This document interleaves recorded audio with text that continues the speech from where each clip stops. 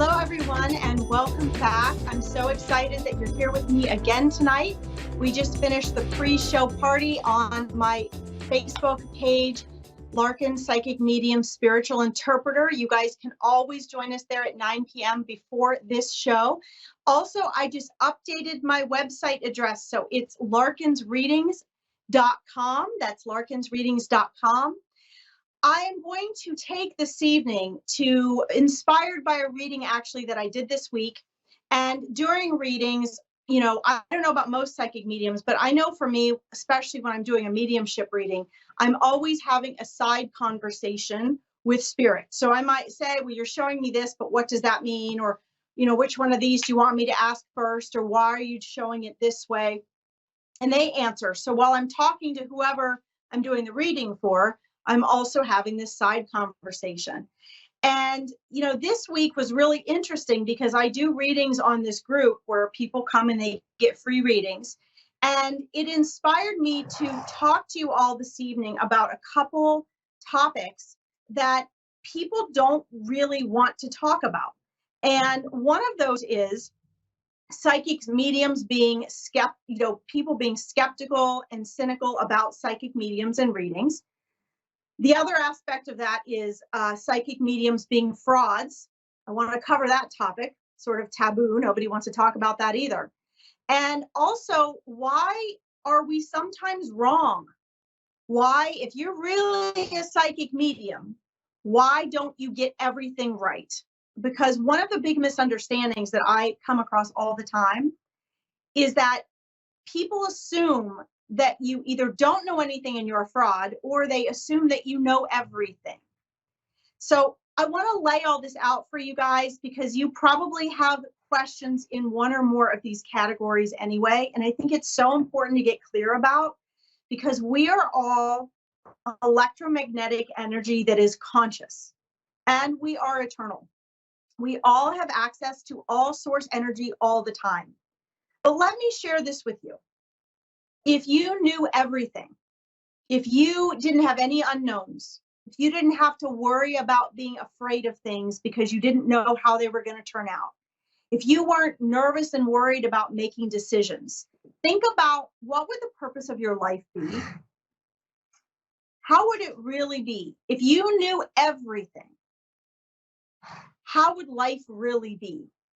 Think about that. Now, some of you might be saying, well, it would be fantastic. That would be perfect.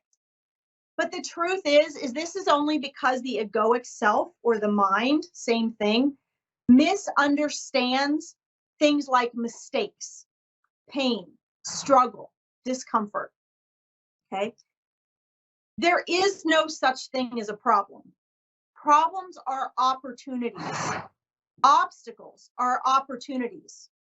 Everything is always working out for the best. Everything is always working out in your best interest. Now, some of you might go, oh my God, this lady is a liar. This is so not true. But it actually is the ultimate truth. When we are going through something, it is either because of choices that we have made, because we need to learn from those choices, because we always make decisions based on where we are right now, right? Everybody tries their best based on where they are consciously.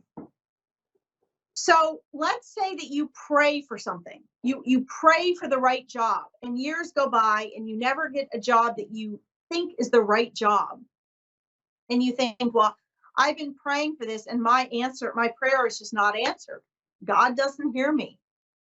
That's not true. God, source, spirit, the universe knows everything you think and feel, hears everything you have to say, knows what you're going to do before you even know it. And this is because God, source, spirit, your angels, your spirit guides, your loved ones are all outside of space and time. We have a very isolated and limited perspective precisely so we can have this life experience, right? We have things like heartbreak so we can get stronger and learn and grow. And so we can experience the contrast as Abraham Hicks talks about, right? So these things are so important just to understand that things are always working out for you. but things aren't necessarily working out the way your egoic self wants them to go or believes that they should go in order to get what you want. Okay. And there's a huge difference there. So the same is true when we do readings. So, for example, this week I had a beautiful lady that came on. I did a bunch of readings in this 1 hour that I was doing free readings for people. And this one woman came on, and her question and her concern was about her health. And spot on, everything came through. It validated for her, it verified for her. I got a very clear reading focusing on herself, right? Her medical situation, her health, her well-being. And what ended up happening was halfway through reading, she said to me, well, my husband passed away a year ago. At which point her husband started coming in and her mother started coming in. But here's the kicker. They didn't come in to me until she said, my husband passed away. Okay. At which point, once he'd come in more, I asked her husband and her mother, why didn't you come in to me right away like you do for some people? For some people, I show up and spirit's just right behind them. I see their loved ones right there with them. I said, why didn't you do that today? And this is while I'm doing the reading, I'm asking these spirits this. And they said to me, well, we've already made our introduction to her. She already knows we're here. That's already been done.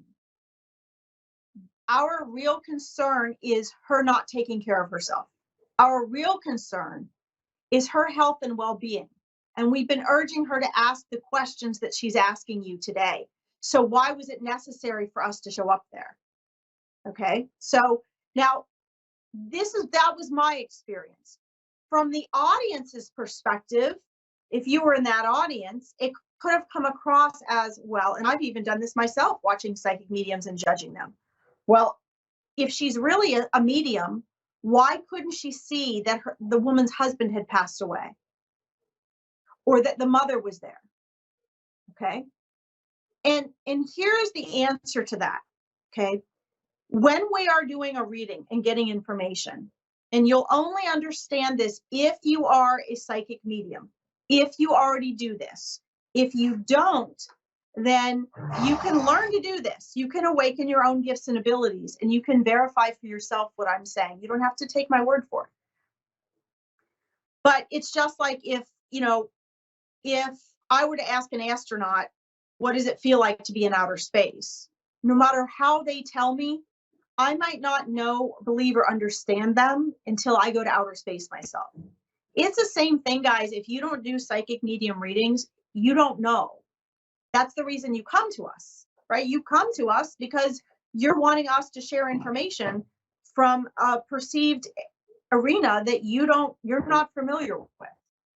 So there has to be a little bit of trust there. I think it's actually very important to be skeptical. Being cynical is different. Being skeptical is you're still open to, well, I don't know it or believe it because I haven't experienced it for myself. I don't yet have validation, right? But if you're being cynical and you're actually going after and attacking people doing it, okay, you're actually attacking people that might be very, very genuine. Okay, most of like the psychic mediums that I know that I work with are very authentic and genuine. There are no more frauds in that field than there are in any other field. You can have lawyers that are fraud, doctors that are frauds, anything, right? But for some reason, this is a fun arena for people to go after because it's easy to attack us. And it's because they will use aspects of measuring that can't be measured unless you experience it, right? Which is why so many of us are really trying to share the evidential and validating aspects of these readings. So anyway, what was very interesting about this reading was it really was a reminder to me to share this with all of you.